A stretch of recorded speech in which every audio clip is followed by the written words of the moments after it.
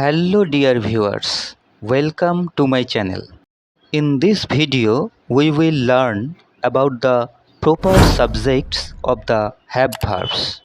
Now your attention please.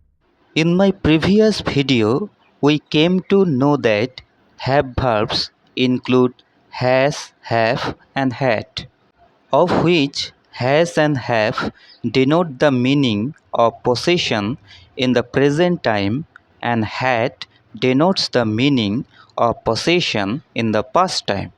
Among them, has goes with the third person singular numbers.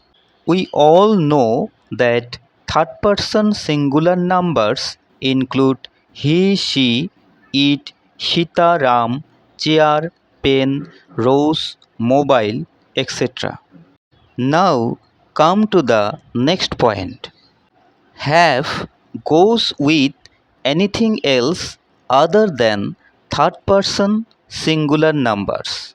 To elaborate, have goes with first person singular and plural, second person singular and plural, and third person plural numbers.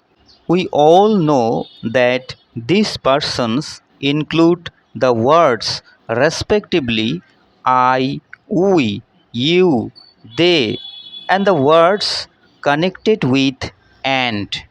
Now come to the last one. Had goes with all the three persons and numbers. It prefers first, second, and third persons with both singular and plural numbers as its subjects. Hope you all understood the class. In my very next video, I will be present with the prepositions since and for relating to the expansion of time.